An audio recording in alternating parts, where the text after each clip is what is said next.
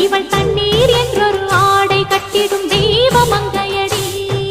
தையம் தீயம் தக்கு தீயம் தக்கு தையம் தீயம் தக்கு தீயம் தக்கு தையம் தீயம் தக்கு தீயம் தக்கு தையம் தீயம் தக்கு தீயம் தக்கு தை பொங்கலும்